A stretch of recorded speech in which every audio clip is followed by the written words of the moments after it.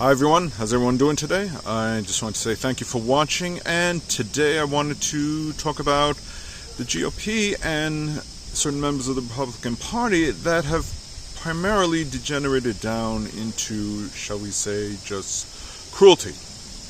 Just being cruel about decision making, about their actions, and about some of the things they do. And this is a far fall from grace from the party family's value that it used to be. And I want to say it kind of started with Trump, but I don't think that's necessarily the case. He certainly didn't help.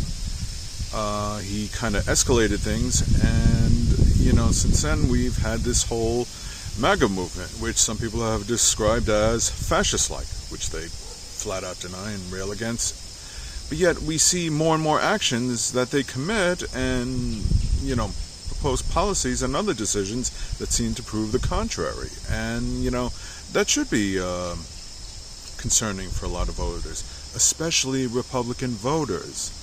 And let's just break it all down a little bit, starting with Trump, where at certain rallies he would sometimes say encourage violence, say things like knock the crap or knock the shit out of someone that you see is being disrupted, that is not being supportive like that.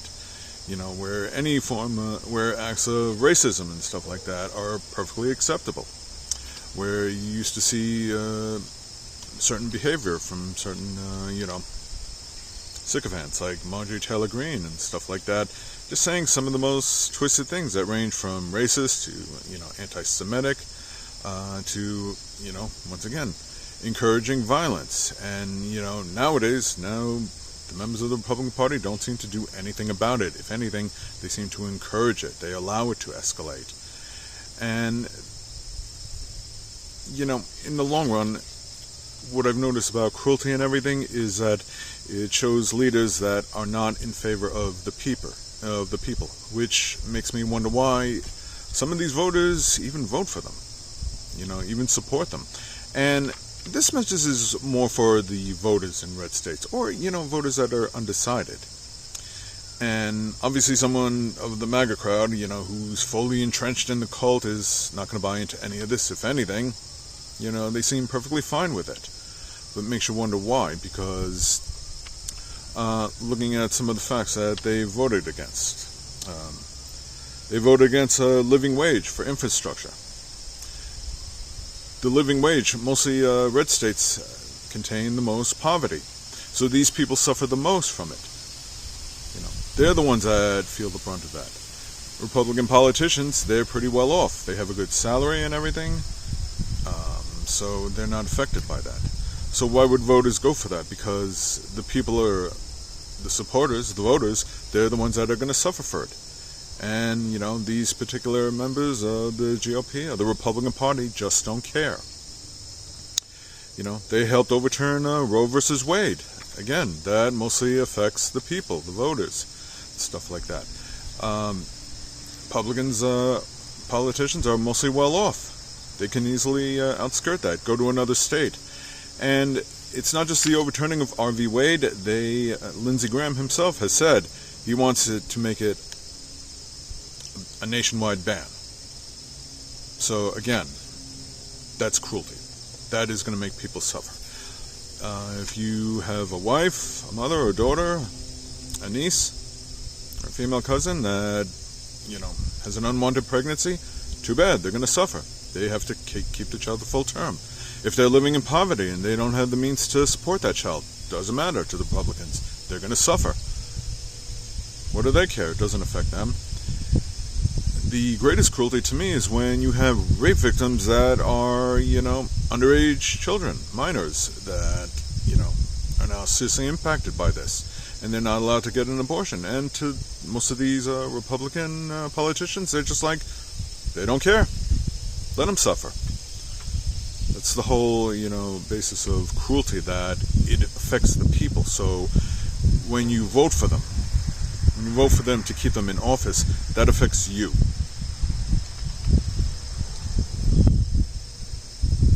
They always claim to be about the party of law and order, yet we look at January 6th, and we look at some of the violence that occurred there. Now all of a sudden, they don't care about the police officer that got killed. Suddenly, when they're being held accountable, for breaking the law, suddenly they're opposed to the police. They don't want law and order. Look at what happened with Donald Trump when his house in Mar-a-Lago, they executed an actual search warrant, perfectly procedural. And he shouldn't have had those documents to begin with. But now some members of the GOP are saying, oh, defund the FBI. Now all of a sudden, FBI agents are being threatened. That cruelty compelled one person to go there with an automatic weapon and a nail gun to one office. I believe it was in Cincinnati. Nothing happened. He got killed. No FBI agents were hurt, but they could have been. And then these Republicans would just simply not care. And they push this cruelty onto their voters. We see it going on with some of the racism, with certain book banning, like in Florida, with certain laws that are catered to discriminate against LGBTQs, allow them to suffer. They don't care. Again, because it's not about creating policies to help the people. It is just about cruelty that means, making people, political opponents, or people that are against us feel bad. That makes them feel good. But it affects their voters too, which makes me wonder, why do you support these candidates? Why do you support these people? If they're voting against your best interests, if they don't want to do anything to help you get out of poverty, if they don't have any regards for the military or for the police, unless it's politically convenient for them, why would you want to support that? Some of the more recent acts, the Uvalde shooting in Texas. What did Greg Abbott do? Did he change any laws? Did he do anything to make it restrict guns? No. And there'll be more shootings after that in Texas and in other states. And he doesn't care. He's not going to do anything because he's cruel. Ron DeSantis in Florida recently did his political stunt, which I talked about, where he shipped migrants, people who were here legally, of course, up to Martha's Vineyard. Not out of kindness, not out of any type of support for these people, but simply just to be cruel and to score some political points. He doesn't care. I know, like I said, south of the border, the my immigration issue, that's always a hot topic, especially around elections. We're starting to hear about it during the midterms, where we got to solve the border crisis. There is no border crisis. Is there a problem with immigration? Yeah, but you solve the problem. You don't commit acts of cruelty to make a point. Putting children in cages, that doesn't solve the issue. Shooting at them with tear gas, or again the stunt that Ron DeSantis did, that doesn't solve the issue, because that's the whole point of cruelty. It is not about solving issues. And like I said, in the end it mostly affects the voters, so it's up to you to vote against these people, and all these sycophants that go along with it. The Lauren Boeberts, the Marjorie Taylor Greens, the Matt Gaetz, the Jim Jordans, the Ted Cruzes. These people do not care about, democracy. They don't care about the American way. They're only interested in staying in power.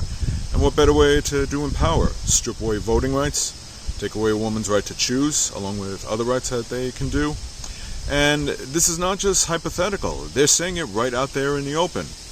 Lindsey Graham said, as I mentioned previously, he wants to make the abortion ban nationwide. It's not just up to the states before. Well, what changed their mind? He's mentioned about making cuts to Medicare, along with, I believe it's Rick Scott. How is that going to help the American people? Say what you will about Joe Biden, but at least he's pushing for certain policies, like increasing the minimum wage, like canceling student debt, like expanding, the Affordable Care Act to help people. These are things that can help people in both the red and the blue states.